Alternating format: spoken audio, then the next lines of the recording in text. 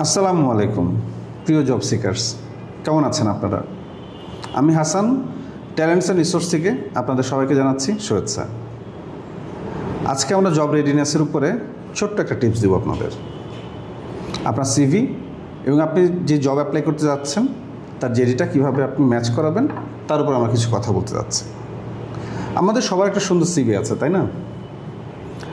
আমরা যখন কোনো নতুন জব দেখি, সেটা পত্রিকায় হোক কিংবা কোনো ওয়েব পেজে হোক, কী করি? দ্রুত সে একই সিভি বারবার সেট করি, তাই না? না, এটা করা যাবে না।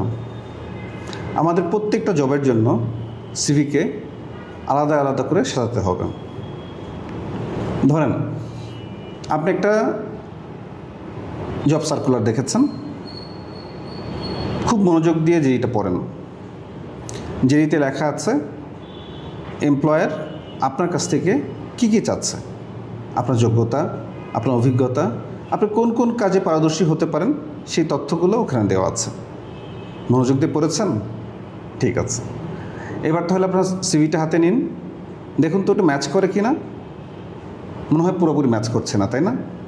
আসেন এবার আমরা আমাদের শিক্ষাগত যোগ্যতা, আমাদের অভিজ্ঞতা যেটির সাথে ম্যাচ করাই, ঠিক ওভাবেই আমরা আমাদের সিভিটাকে লিখতে শুরু করি। লেখা শেষ হয়ে গেলে আমরা কভার লেটারে হাত দিই। কভার লেটারের আগে আমরা দেখব আমরা যে কোম্পানিতে অ্যাপ্লাই করতে যাচ্ছি সেই কোম্পানিটার নর্মস কী, সেই কোম্পানি কীভাবে কাজ করে, তার জব ইথিক্স কী। এটা বুঝে আপনি কেন ওই পজিশনে ফিট করছেন সেটা সুন্দর করে একটা কভার লেটারে লিখুন। এবার কভার লেটার এবং আপনার সেই নতুন করে তৈরি করা সিভিটাকে পাঠিয়ে দিন।